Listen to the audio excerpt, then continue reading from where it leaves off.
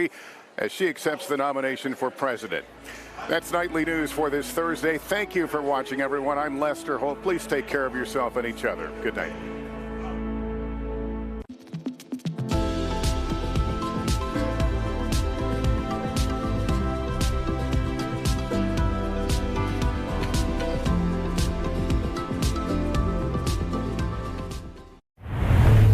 KUAM TV8, first on Guam. KUAM News headlines are presented by Calvo's Insurance, protecting Micronesia for 85 years. Matson and the Adahi Itano program. Apply at matson.com. New Jeep Gladiators up to $7,000 off now at Cars Plus. Named the best vehicle for adventure in 2024. Get your Jeep Gladiator today at Cars Plus. McDonald's of Guam, I'm loving it. And King's Restaurant, serving your local breakfast, lunch, and dinner favorites for over 45 years.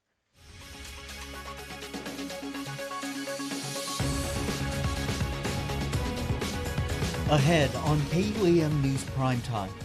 It's all hands on deck at one public school as the community works toward getting students off their laptops and back in the classroom. Our journey to Palmyra Atoll begins for the hopeful release of the Guam Sihek. I'm Tomas Maglonia with full story coming up. Officials intercepting this lizard who made its way from California, Hawaii, and Guam. I'm Mitsuki Hirayama with more on this potential invasive pest coming up. Hafidin, good evening. Welcome to KUAM News Primetime. I'm Nick Delgado. And I'm Destiny Cruz. Happy Rescue Friday. Thanks so much for making us a part of your day. Well, we begin with a kidnapping of a 27-year-old man in Dededo. Authorities say he is safe, but two suspects are now on the run from police. It happened Thursday around 11 a.m. along Route 3 in Dededo. Here's an image of one of the suspects and the getaway car. Now, police say two men armed with a gun forced the victim into his gray Toyota 4Runner around 11 a.m. Thursday. The man was walking along Route 3 in Dededo from the White Market bus stop towards Shell gas station when it occurred. Investigators say a passenger hit him with the gun, knocking him unconscious. He later woke up at the gas station where he made his escape. Gas station employees took him to safety and called police. The victim suffering injuries to his face, head, and hands. The suspect in the photo is described as having a medium complexion, tall, balding with multiple tattoos on his right arm. He was last seen wearing a red shirt. The second suspect is described as a man who was wearing a black shirt. Authorities at the license plate only showed the letters AT. These men are considered armed and dangerous. Anyone with information is asked to call GPD. The number 671-475-8615 through 17. Or report it to Guam Crime Stoppers. New tonight, Machinao Elementary School has passed public health inspection. Students will return, to their GIGO campus on Monday. Many public school students return to face-to-face learning, but that isn't the case for some middle and high schoolers who continue waiting to return to their campuses. That's right. The public health inspections are ongoing. That's why it remains all hands on deck to get the schools ready enough to at least open their doors. It's been a week since our cameras stopped rolling at Jose Rios Middle School, but the work to get the home of the Voyagers in ship-shape condition has been moving full steam ahead. As long as we have the supplies and we have the manpower, we're doing everything. Patsy Chargoloff is an administrative officer at the PD campus. Today, she's the compass pointing volunteers from the U.S. Navy's USS Frank Cable and the Port Authority of Guam in the right direction as they help get the school to pass public health inspection with flying sails. And it's just been awesome. They've been ready and willing to do anything we ask them to do, from painting, water blasting, pulling out debris that needs to be taken and thrown away. That work underway throughout the campus and even in classrooms while teachers instruct their students in online classes. Sina Maxine Bigler-Tanatongo is a Chamorro teacher at JRMS. It's a crazy thing that we're going through, but together, I think, with all our community helpers and our volunteers and the school coming together to work as one, it just pushes us and motivates us to get our job done. It's an all-hands-on-deck approach to get kids back in the classroom that Tanatongo says she's grateful for, and a journey these corpsmen with the USS Frank Cable are happy to be a part of. being able to see their teachers, being able to feel that the teachers around them care, I think is insanely important for the children. The faster we get it done, the easier it is for them. Meantime, Chargolov says the governor's sort teams have been at the school daily. No word yet when the campus is up for inspection. To make donations to the Home of the Voyagers, email jrmspasta@gdoe.net. A man accused in the gruesome killing of Stevie Villanueva is taking the prosecution's plea deal. Manny Murciano is expected to admit to charges of manslaughter along with a special allegation of possession of a deadly weapon and possession of a Schedule II controlled substance with intent to deliver. Murciano faces a maximum of 20 years in prison. A hearing to allow Murciano to admit guilt will be scheduled for a later date. It was in 2022, Murciano and co-defendant Robert Revels were arrested after being accused of getting into an argument with Villanueva over money before Villanueva was shot. Authorities were only able to locate his torso found dumped and torched off Route 10 in Chalampago. Investigators say the case was drug-related. A man who prosecutors allege provided the murder weapon in last month's deadly shooting in Talifofo was denied his request to get out of prison. Defendant Daryl Cundiff appearing before magistrate judge in Superior Court today. Last week, the judge nearly released him on house arrest. Today's decision denying his release came after probation confirmed known convicts frequent the Pago Bay area where Cundiff camps out. He remains held in the Department of Corrections prison. As KUAM reported, Cundiff is the third defendant charged in connection to the July murder that claimed the life of Joshua Taidagui. A man convicted of manslaughter is asking a Superior Court judge for leniency and to reduce his 25-year prison sentence. Juan Faisao asked presiding Judge Alberto Lamarena to shave 10 to 15 years off his sentence, noting he has been working to better his life while in prison. Defense noting Faisao is currently 60 years old and wants the opportunity to spend time with his grandchild. Prosecutors opposed the reduction, arguing he deprived a family of their loved ones. Faisao was convicted in the 2020 deadly shooting of Peter Rios. He contends it was self-defense. The court took the matter under advisement. A former airman who won his appeal in a child molestation case will once again have his day in court. Louis Vargas appeared before presiding Judge Alberto Lamarena in Superior Court today. Prosecutors deciding to retry Vargas on the remaining criminal sexual conduct charges that the jury did not reach a verdict on at trial. But defense attorney Stephen Hattori argued double jeopardy. Assistant Attorney General Christine Tenorio contends they are required to retry the case, arguing it is not double jeopardy. Lamarena took the defense motion to dismiss under advisement. Guam Customs and Quarantine officers cleared of allegations that threatened to kill a woman known to him. Defendant Eddie Ngauta appeared before Superior Court Judge Maria Senzon today. Prosecutors asked the court to dismiss the case without prejudice at the request of the alleged victim. The court granted it, dismissing the terrorizing and family violence charges. Ngauta was arrested in May after his accuser told police he threatened to kill her and her family. No word if prosecutors will refile the charges. A former Department of Corrections lieutenant who admitted to his role in a major prison contraband investigation reached an agreement in his appeal before the Civil Service Commission. Department of Corrections agreeing to rescind its 2017 decision to terminate Jeff Limo. This means he will be getting $200,000 in back wages and $45,000 in attorney's fees. DepCor also agreed to assist Limo with his intended retirement from the government of Guam. As KUAM reported, Limo and several other officers and inmates were accused of smuggling drugs into the prison back in 2017. Limo pleaded guilty to official misconduct charges and was spared jail time. DepCor Director Fred Berdalio today saying his agency got the best legal representation to reach a settlement, but Oversight Chair Senator Chris Barnett calls the settlement ridiculous and a slap in the face of our people. The U.S. Environmental Protection Agency and the Guam Environmental Protection Agency identified significant deficiencies in Andersen Air Force Base's permit renewal application. This is for the open burning and open detonation of waste explosives. The agencies found that the permit application, quote, fails to meet important aspects of Guam's hazardous waste program. They expressed grave concern about the protectiveness of OB/OD activities.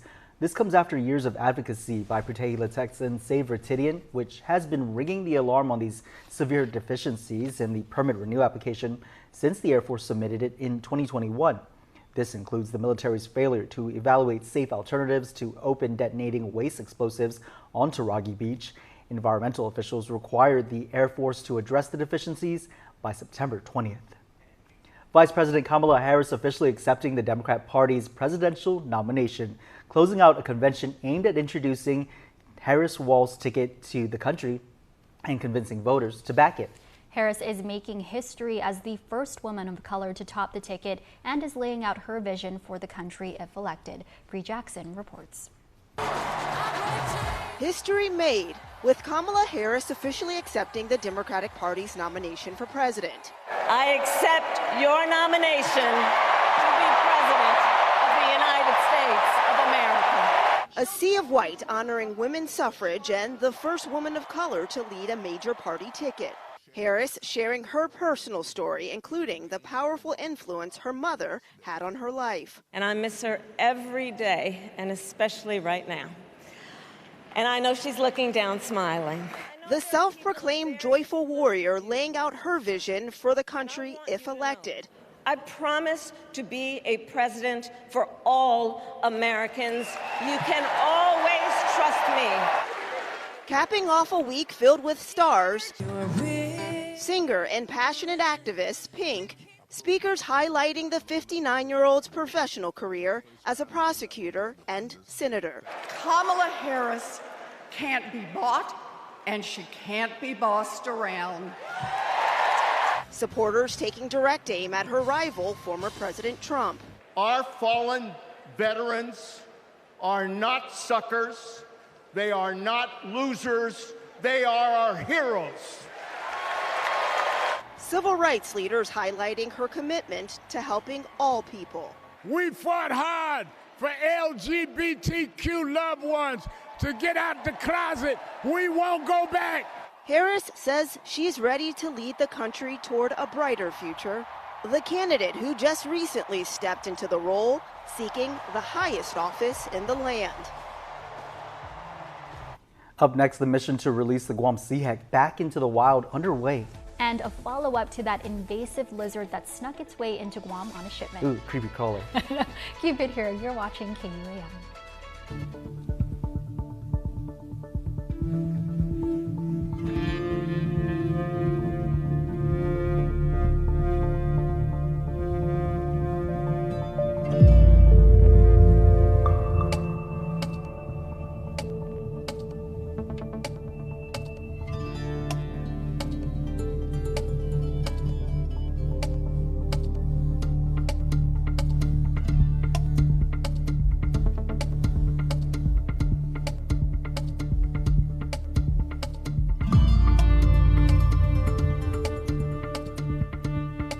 Day Fresco Fridays on KUAM News, presented by Fresco Clothing, original custom design apparel of Guam and the Marianas, located in Hagåtña, just across from the Gani Shopping Center.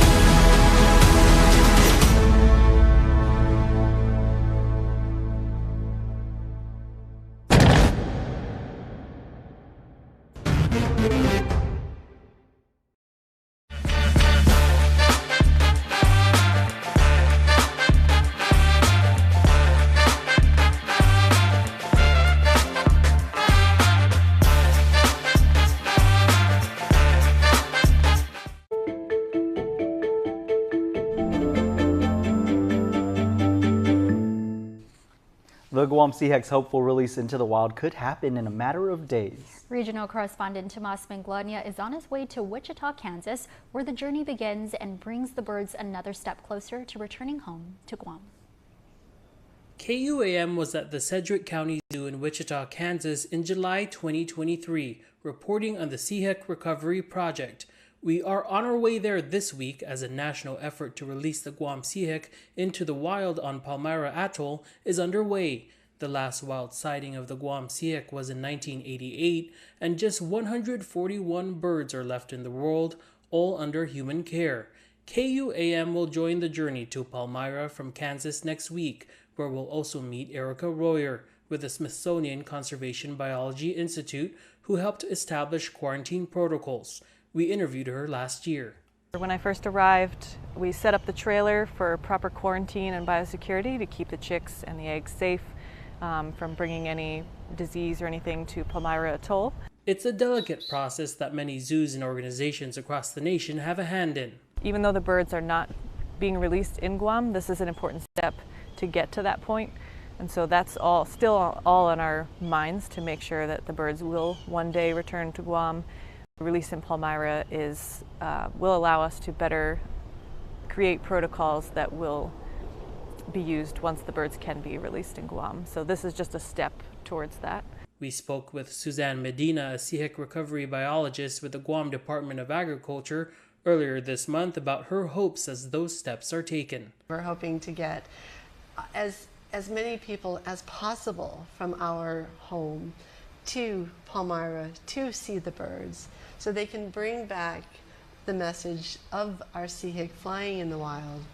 Tomas Manglona, KUAM News. Exciting and historic news to look forward to. Tomas will have more in our Flight of the Sihek series next week. Now to a follow-up story of how a little critter was apprehended after hitching a ride on a shipping container and traveling thousands of miles across the Pacific Ocean to Guam. No authorization there, but authorities recently intercepting a western fence lizard, a potential invasive pest, from crossing into our borders. Mitsuki Hirayama has the story. A little critter hitching a ride through thousands of miles across the Pacific Ocean from California, Hawaii, and to Guam, where he was finally apprehended by authorities. I was sent pictures of it. Customs and quarantine and biosecurity were to isolate the vehicle that the lizard had been seen on, and the lizard was captured. Guam Customs and Quarantine intercepting the blue-bellied lizard hiding in a shipping container of cars at the port on Tuesday. This is the lizard, the top side, and the underside.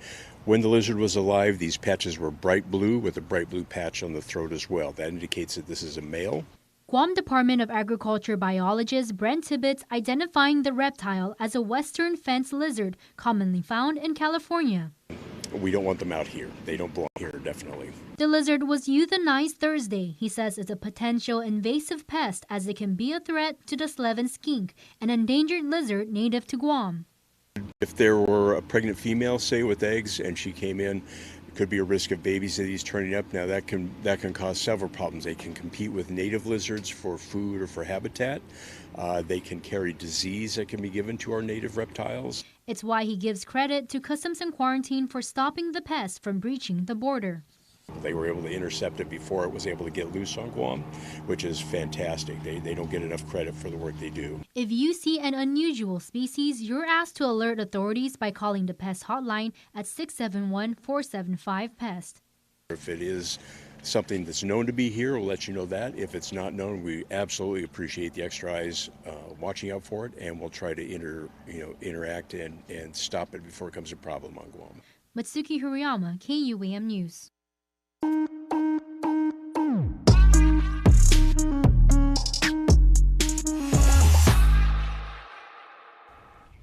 The Skip Entertainment Company is celebrating their 40th anniversary, and what better way to do so than to host a huge gala? Yeah, it happens on August 25th at the Dusitani Grand Ballroom, featuring Skip alum Heather Makalani Manley. She's currently on Broadway, and the Masashi Action Machine, an acrobatic dance company from Nagoya. She tells us what we can expect Sunday.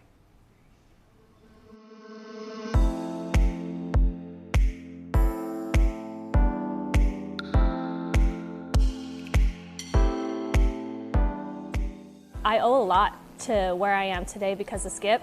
I can truly honestly say that I would not be as far in my career without them. I think it taught us how to be really great performers. It also taught us how to learn choreography really quickly and camaraderie and hard work. Heather Mekalani Manley joined Skip when she was just 11 years old, and fast forward to present day.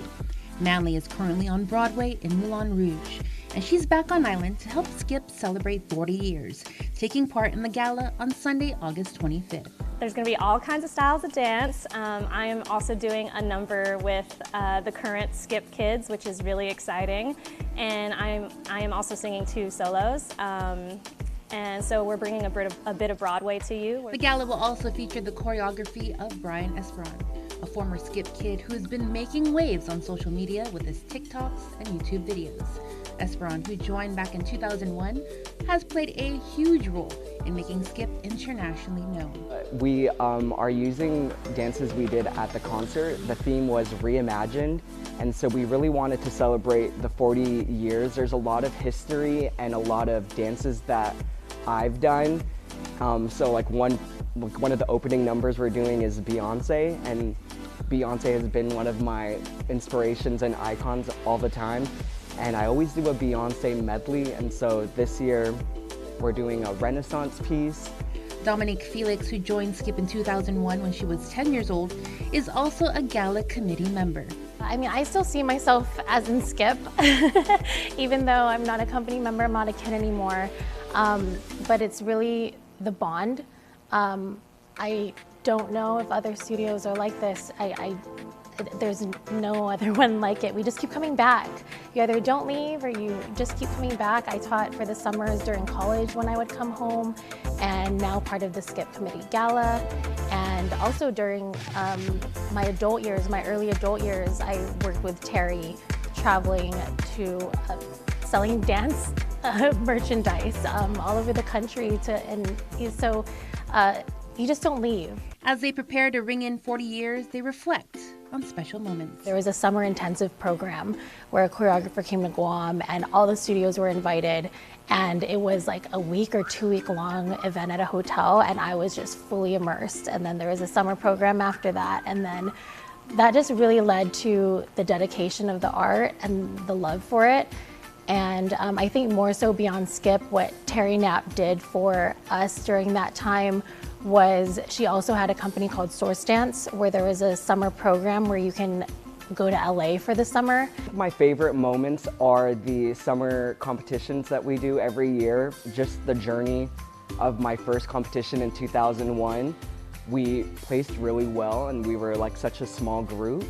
And from there, I started choreographing when I was 15, and that was like such a different experience. And then even graduating from Skip and still choreographing for the company and them doing really well at these national competitions, all those memories and like moments of victory and teamwork and just the family that we built together. Like, I always look forward to our competitions.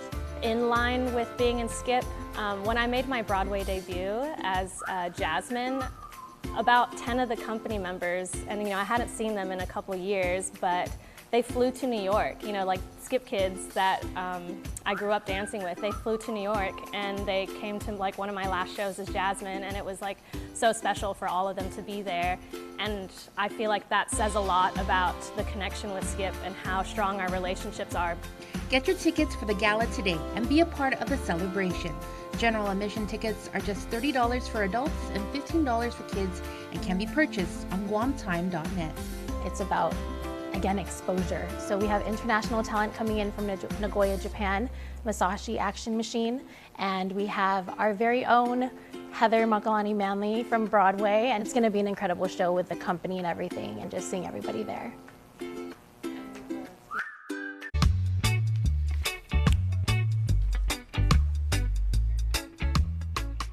Now for a look at your world at home.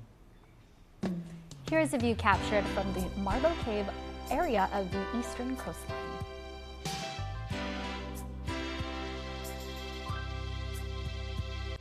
Palauan kung sige niya nga indispensable.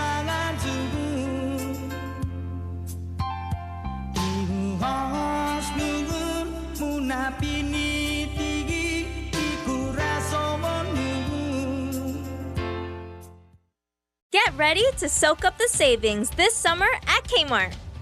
Since 1995, Kmart has been the ultimate summer destination for everything you need. From groceries to outdoor living to everyday fashions for the family, we've been there for you. 24 hours a day. Kmart is committed to saving you time and money by offering big international and American brands you know at prices incredibly low. Whether you're finding the perfect shade for that summer glow in our beauty care aisles, firing up your summer cookouts from top brands like Weber and Kenmore, or gearing up for those outdoor camping and beach adventures, Kmart's your one-stop shop for an active, fun-filled summer. So, join the fun and soak up the savings.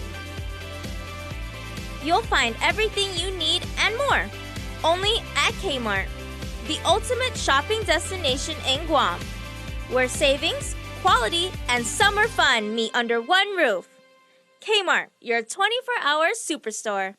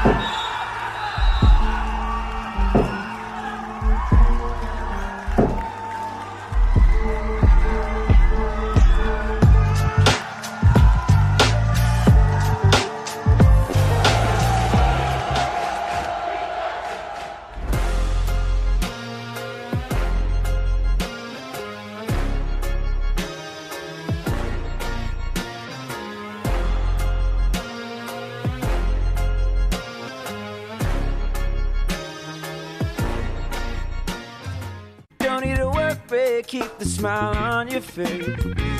The moments you can't replace, and I'll be around. Whoa.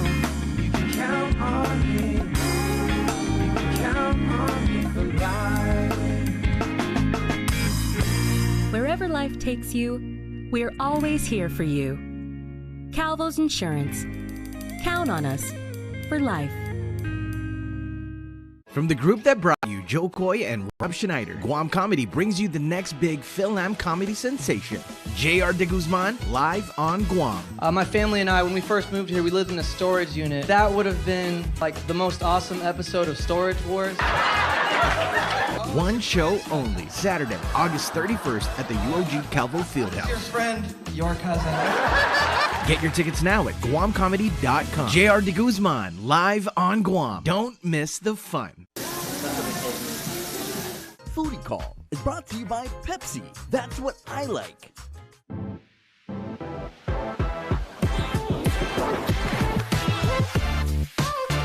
Top of the day, guys, and welcome back to another edition of Foodie Call. And today I'm here with Kobe at Pepper Lunch at the mall.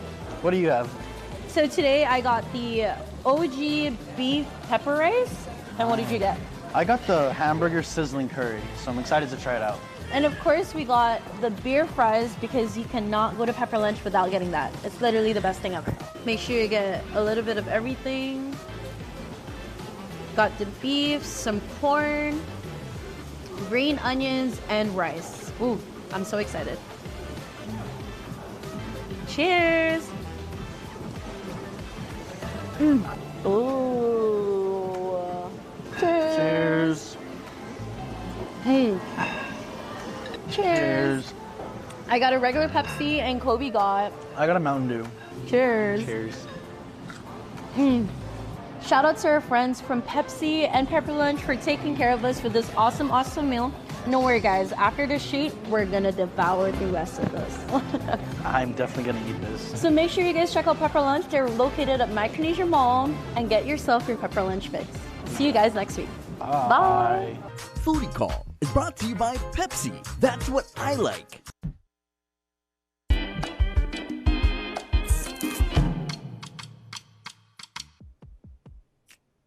Hey kids, I got some homework for you this weekend. I need your hands and your heart. Get them ready and put them to good use because I have 3 amazing events for you on News Bites tonight. Let's check it out. Okay, first, mark your calendar for the 5th of September, a tropical night with Tanel. You're gonna need your hands to applaud. You're gonna need your heart to really take in the amazing music that she is going to present to you. And you need to make sure to get your tickets, so make sure to hit up guamtime.net for that. Once again, hands and hearts to play golf. That's at Onward Talafofo Golf Resort, one of the best courses we have here on the island, one of my favorites. It is helping out autism community together. Their first ever Drive for Autism golf tournament. That's on the 31st down in God's country. Make sure to register by scanning the QR code here. And if you are on Saipan, hearts and hands once again. Make sure to check it out because on Saturday, August 24th, 9 a.m. to noon, kids 8 to 11 are invited to the AMP Visitor Center for Icons of World War II program. Learn about history. All right, everybody, that's what it's about. Join voices, hearts, and hands. All right, sounds like a movie I once watched. All right, that's what's going on.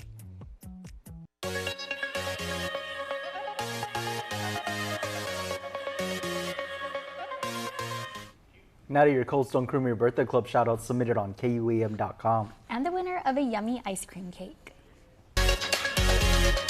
Friday, happy birthday wishes going out to Vanessa Lynn Manabusan, and happy 18th birthday to you. Vanessa says a very, very proud family.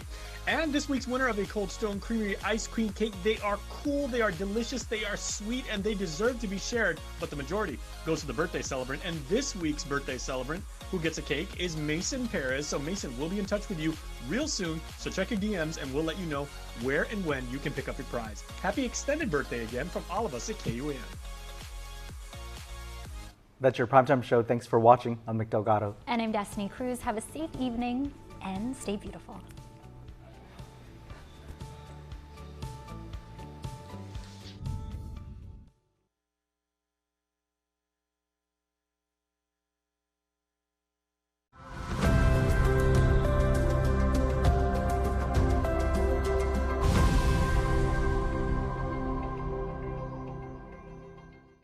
Hafaday, welcome to a special episode of CNMI Weekly. I say special because it's our first episode that we're shooting here in Guam at the KUAM News studio. Of course, you might also recognize our guest today on the show. He's the commissioner in the Guam Consolidated Commission on Utilities, but he also is serving on the Commonwealth Utilities Corporation Board in Saipan after being appointed by CNMI Governor Arnold Palacios as the off-island board member with utility management experience. Of course, I'm talking about Simon Sanchez. Thank you so much for joining us. Oh, thanks, Ajus Masi, for having me. Thank you, Tomas. And we share the unique role of being somewhat of a hybrid between Guam and the NMI, so I'm so glad we finally get to meet in person here in Guam. Well, you know, we have a long history together, culturally and linguistically, and our political history has changed a little bit, but our bonds haven't. And I have thoroughly enjoyed the opportunity to try to help in the CNMI when Governor Palacios, my former classmate here in Guam, you know, reminding us of that close connection. And my other classmate was defunto Speaker Ben Pangilinan. So two residents of the CNMI that I've come to know, and we've always maintained a close relationship. We used to have a business up in the CNMI, and some of the economic challenges affected our business as it continues to affect the CNMI now. So it's a challenging time, but I on the energy side, I'm very confident that we can duplicate the emerging success that the Guam Power Authority is performing now with more efficient conventional generation combined with renewables, and the CNMI is ready to embark on its first renewable energy project. And we have the same challenges that, you know, 20 years ago when I first began serving on the Guam CCU. I see the parallels, but I also see the opportunities to improve the way we provide energy and then start working on our water and wastewater needs in the Northern Marianas. We have to take care of these islands. You know, that's our responsibility. And I'm just happy that I've been given a chance to try to help out in the CNMI. Right, I think I recall when you were appointed in March and you were confirmed in June, it kind of refreshed people's memories that we do have an off-island seat for CUC. I want to get your impression because, you know, of course you have a you know, breadth of experience, many years in this field. When you first started your board work at the Commonwealth Utilities Corporation in the CNMI, what was your immediate reaction of the lay of the land, just looking at what you were now also a part of leading? Well, we know it's a challenging economic time for the Commonwealth, and when the economy is weak, then you have the challenges of how do you have revenue to employ your people, to get your businesses to generate sales and pay for their bills and pay for their return on investment, and then the government needs revenue as well, and that is a challenging time. But I also know that at least, you know, the energy is sort of the cost side of the equation. You know, we don't necessarily make the economy go, but everyone gets a monthly bill from the CCU or from GPA or the CUC, and it's saying here's what you got to pay for power, here's what you got to pay for water and wastewater, and our job in the utilities is to get those costs as low as possible while still providing reliable service. And the CNMI, like Guam, still has a lot of work to do in terms of rebuilding its infrastructure. And one of the lessons learned, you know, I've been in this business on Guam for over 20 years now. You can make the changes, you can make the paradigm shifts. It's not going to happen overnight, so you got to be patient with it, and you have to be consistent with it. You know, sometimes I use the analogy, you know, when your doctor says, hey, lose some weight, eat more wisely, do this and that. You don't yell at the doctor, you know, you try to follow their guidance, right? Of course, in the political process, first off, in a democracy, you're allowed to yell at the people you elect, right? I mean, they represent, we represent them, and our voters expect service and improvement. But we also know that at a macro level, change takes time. It doesn't happen overnight. But the most important thing is to try to be consistent with the policies. I think the CNMI has had some challenges in making better decisions when it comes to infrastructure. Because especially when times are bad, you got to be even smarter about it than when things are good. But I'm excited. I'm very grateful for the opportunity that the governor and the Senate has given to me to try to help. And I've thoroughly enjoyed coming. I'm in my 3rd year there now, and I know some people are going, "Hey, when are you going to make something happen?" But some of this takes time. But I've thoroughly enjoyed going back to the CNMI. You know, we had a business there and we shut it down almost 10 years ago, right? But now it's, you know, like putting on old shorts or old Zoris, right? You just throw them back on, meet some old friends, made a lot of new friends, and they all want the same thing: reliable service at the lowest possible price, and that's our mission at the CUC. No different than here on Guam, and we've come a long way on Guam. We can duplicate that same success in the Northern Marianas. I'm confident of that. But I always remind my colleagues on the CUC, I'm just a guest. The real decisions have to be made by the governor, the Senate, and the House. I see lots of legislation emerging from the Senate and the House, and they've been kind enough to ask for some feedback. And I mostly say try to duplicate the Guam laws as long as they fit within the laws of the CNMI, but conceptually most of them do. Let's look at public-private partnerships because we know when you don't have a lot of money, sometimes you have to use other people's money to provide a solution, and then you pay them back over time. So PPPs, public-private partnerships, have worked very well on Guam. I remember 20 years ago telling then a very much younger John Beneventi and Ken Flores, you know, in 20 years we may not need to own any generation. We can just buy it from private partners. And you know, privatization, most power companies are private, but not all of them. In Hawaii, it is a private company, and just today we're reading about they're having the load shedding blues over there. So privatization in and of itself isn't a guarantee of good service. But right now, there are companies in the region that have bid on Guam projects and are now asking, hey, is the CNMI going to do some renewables? And I'm saying yes. So there are companies that are willing to loan some money, advance some investment in assets that can improve our energy situation and be paid back over time with the savings they create. Particularly when it comes to energy, the biggest part of the power bill is fuel, right? And it's no different than when you drive into the gas station. You look at the price per gallon, you got two choices. You either pay the price per gallon or you drive away without any gas in your car. Well, you know, in our business, we can't tell our ratepayers, oh, we didn't buy any fuel this month, sorry, there'll be no power. You have to do what you have to do. Right, and I did want to end this segment here and pick up, we have a lot more to talk about in terms of how to understand your bill, the future of renewable energies in the CNMI, and some leadership changes happening at the CUC. And so we'll be right back right after this.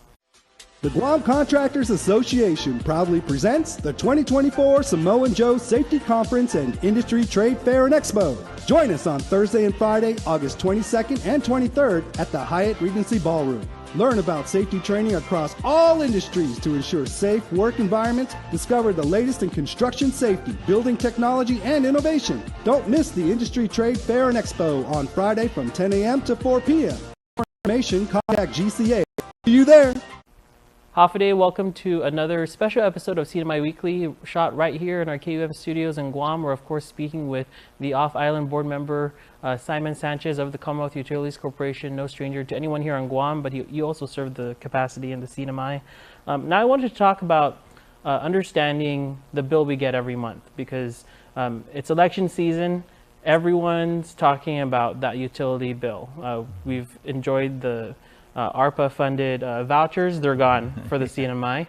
And so when I'm looking at my bill, you know, oftentimes the question is, I'm being charged triple, quadruple what I actually use. So how would you explain that to someone who's looking at it wondering, why am I paying all of this? Yeah, so I'm not quite sure when you say you're being charged, but basically, you know, quadruple. But the idea is that there's two parts of your bill. All right, you have the fixed costs, which is usually paid for by the base rate, and that pays for management, labor, repairs that are done to the system by the CUC. In Guam, it pays for debt. The CUC doesn't have a lot of municipal debt like GPA does, but if we had borrowed a lot of money, you would pay that out of the base rate. And the base rate, even in the CNMI and on Guam, has not changed in over a decade. So on the fixed cost side, it's a smaller portion of your bill, and that rate hasn't changed in quite some time. the part that drives everybody crazy is no different than when you drive into a gas station where all of a sudden it's $5-6 a gallon. Sometimes it's $4.50 a gallon, then it goes back to $5.50. The marketplace that sells fuel, you know, the prices are all derived by the market. If there's war in the Middle East, it drives the cost of oil up. That will drive the cost of fuel. You know, we get the oil from pretty much the same places, particularly here in our part of the region, and then we refine it in Asia because it's too far away to refine it in the United States, and then we bring it to Guam or the CNMI, right? But oil is a commodity that is traded globally, and it goes up and it goes down, and it's the biggest portion of your bill, right? So when you look at your bill, the part that I think you're saying is 2 or 3 times more, that's the fuel bill. So think of it like your car. You have the car payment, and then you drive into the gas station 3 or 4 times a month to fill up the gas. I'm sure everybody's budget for the car is the gas is now bigger than the payment for the car, right? Or matches it. So so if you want to solve the energy problems, the first thing you have to look at is fuel, oil. The amount of oil that you use is what makes your bill go up significantly. The non-fuel portion of your bill, the fixed cost, that hasn't changed in a decade. But the gas portion of your bill, the fuel portion of your bill, the oil portion of the power bill, that we burn oil to create the energy, that's what goes up and down with the marketplace. And that's what you have to attack. So in Guam, we have focused on getting more efficient conventional generation and mixing it with more renewables. And I think that formula will work well in the CNMI. It's the same approach we should take. Renewables can play a great role in reducing the amount of fuel that we burn. And renewables are generally a fixed cost. They don't go up and down with oil. You're usually, in Guam, we're paying a solar farm provider 10 to 12 cents a kilowatt hour, right? For the next 25 years, right? Our LEAC is 23, 25, 26 cents. The FAC can be 23, 25, 26 cents. So if you can get solar energy for 10 or 11 cents, you're saying, okay, you like that price. It's significantly cheaper. But the sun only shines part of the day, creating solar energy. The wind is inconsistent. So how does renewable energy, how do you get reliable renewable energy when it depends on the good Lord's weather? Right. Yeah, I want to talk about that in length later in the program, but I do want to ask you one more question. Maybe we can call this, myth or reality, because online we always hear about, oh, part of our bill is that we're subsidizing all of the unpaid government bills. Well, that's an issue I've raised. I've raised because the CUC's owed $86 million. And is that from one agency alone? I mean, the bulk of it I know is it's probably it's mostly the hospital, right? We know that there was a MOU. But we know the government in the CNMI, even like the government of Guam, when times are tough, we all subsidize our hospital to Northern Marianas and Guam, and you have to have the money to subsidize that hospital, and the subsidy includes usually the power bill, because you want to always be paying payroll, doctors and nurses, right? You got to buy some medicine. So the one bill that lags is the power bill. So how much, can you quantify that? How much of my bill every month is being used to subsidize government agencies? Well, I say it a little bit differently. The people that are paying the power bill, they are subsidizing the ones that aren't. And that's a challenge for the government of the CNMI to address. And first to recognize that point, because I think sometimes, and I've been in the legislature in Guam, I understand the dynamics of governors and legislatures and congresses, but in the CNMI, we've put ourselves in a position where all of a sudden, my brother owes me $86 million, but I can't shut down, I can't close down my brother, I can't close down the hospital. So when you recognize that subsidy is going to continue, you have to also commit to, well, if I'm going to subsidize it, one thing I have to subsidize is the power bill, because, in Guam we're elected. In the CNMI you're appointed, but to me the dynamics are no different in that way. It's not fair that the government gets free power and everyone else has to pay for their power, and I think some of the challenges of the CUC is a reflection of that approach to public policy and energy policy has created a situation where nobody's winning. I often tease my classmate, Governor Palacios, I said, you know, if we had that $86 million, if that had been paid into the system, and it's not just under his administration, it's been there for a while, right? But if that money had been paid in to the CUC, then that's the kind of money that you could buy more efficient generation that burns less fuel. And when you burn less fuel, you can lower that power bill, and everybody benefits from that investment, right? The long issue of updating infrastructure, right? Right, and so, but as a policymaker, and you know, I've been in their shoes. You have to, you know, sometimes the trade-offs, you just have to force yourself to make those trade-offs. It's kind of like when the doctor says, you know, if you want to live longer, you need to do these things. I mean, you can yell at the doctor for a little bit, but after a while, you have to make a decision. Either I follow the advice of people that are saying this is a better way, or I don't. But if I don't, then the consequences emerge. And that's sort of where we are now, and then you have outside forces like tourism has really declined in the CNMI and in Guam for all sorts of reasons. You know, then outside forces step in and make it even worse, right? So the whole idea is to try to stabilize the situation, recognizing that sometimes there's things beyond your control, but for the things you can control, right? Getting more fuel efficient generation, finding a way where the government pays its power bills. In addition, well, like everyone else does, and recognizing that the government's not any more special than Santa Maria, and we make her pay her bills in 30, 45 days. We give years to the government. That's a recipe for, you know, a fiesta table that we don't like, and unfortunately, that's sort of where we're at, and we need to change that paradigm.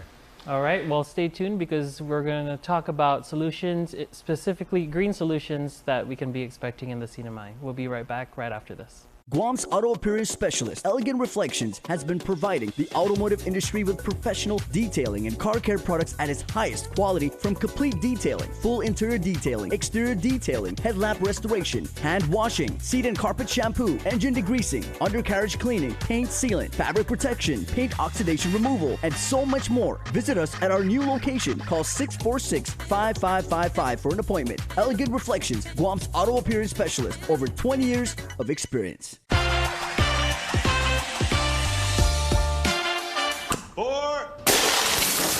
Hey, Devontae. Let me get a cantina chicken burrito in a bowl with that seasoned, slow-roasted chicken I like, please. You have a golf course in your house? I got a Taco Bell in my house, bro. Where did it go? Where did it go? Oh, there it is. Cheaters don't get chicken. Huh? Cheaters get no chicken.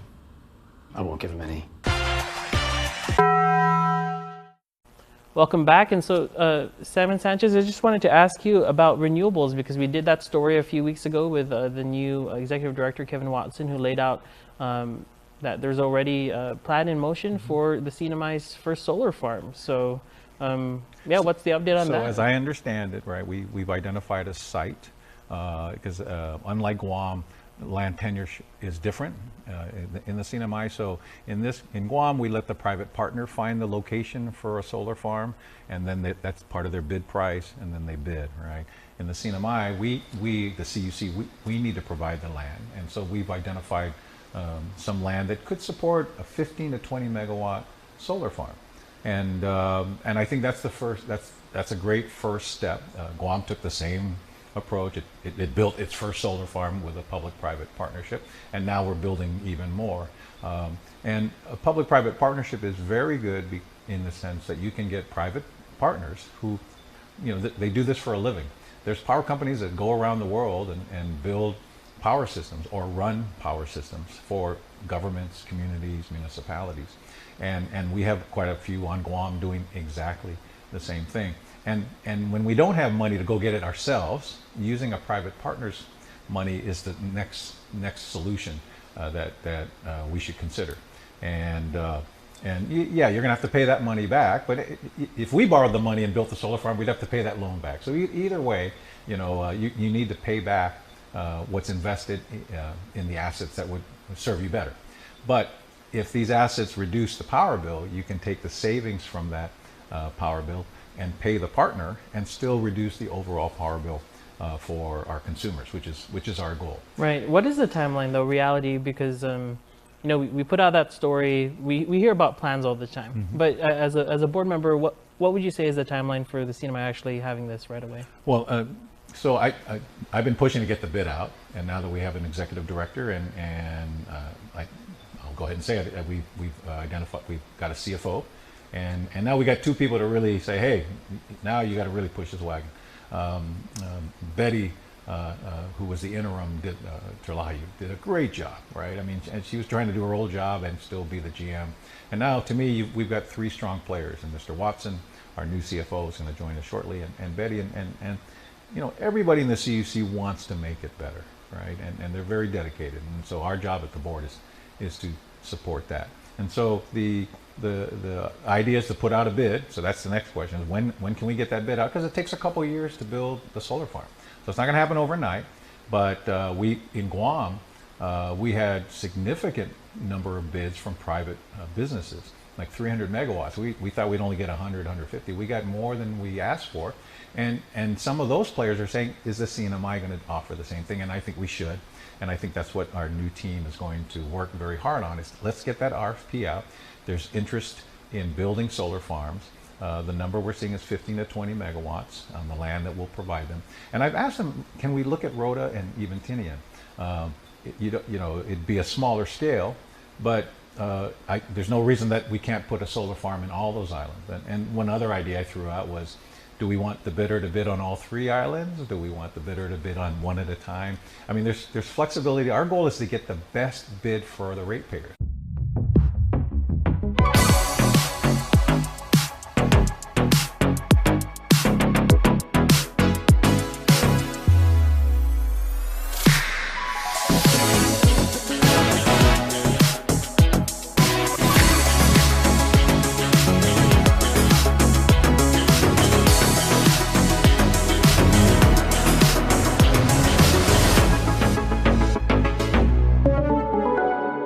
As our viewers might be aware, the CNMI, really when you got on board in this new term at the CUC, just hired its new executive director, Kevin Watson. We interviewed him on this show as well. And the offer has been made to the CFO. Both of those positions were part of a stipulated order that needed to be filled with the qualified people, right? So, I mean, just your comment on that process. You've now, in your first few months, hired two high executive roles for the CUC. Well, both Guam and the CNMI, sometimes I chuckle that we say, we think we work for the people, but in some cases we work for the US EPA. So these consent decrees is the list from US EPA that's saying you need to do this to comply with the Clean Air Act or the Safe Drinking Water Act. And from that list comes infrastructure needs to make the system better, right? So that's what we've got to do. There's no question that the governor, the senators, and the congressional representatives of the CNMI, they want what the people want. They want more reliable service at the lowest possible cost, and we're going to have to work together to do that. But I think the pieces are in place at the CUC. The current CUC board I find to be very intelligent, very aware, and very motivated to try to bring about these changes. And that clearly was the instruction from Governor Palacios. And when I went up for confirmation, the senators, were very nice, but very firm about what the goal is, and there's no disagreement, all right? So, I've really enjoyed working there, and I just ask that the members of the Congress in both houses and the governor, that when you have ideas, to at least run it past us. There's a lot of work that's been done on Guam that we can duplicate in terms of public policy and the laws. Of course, they have to tailor to the laws of the CNMI, but there's no need to reinvent the wheel. There was, the CNMI PUC became ineffective. It didn't work like it does on Guam. I was on the Guam PUC when it first started, and it's now in its 30th year, and the CCU, even though it's elected, not appointed, is in its 20th year. So you can create processes to help guide the journey that are more independent, more focused on solutions, and I'm hoping that the CNMI, which has these laws in place, will get to a situation where the CUC can come to an independent PUC and say, this is our rate proposal for water, wastewater, or power, and what do you think? Because right now, we're just doing it automatically, and I understand that, right? But the longer term goal is to really get governance organized in a way that the ratepayers have an independent body looking at what the CUC proposes. You have a capable CUC proposing ideas of merit, and then together you work together, make a decision, and then implement, right? I mean, that's the other thing. We got to move from talking to implementation. That's why this first bid for the solar farm in Saipan is of great interest to me, because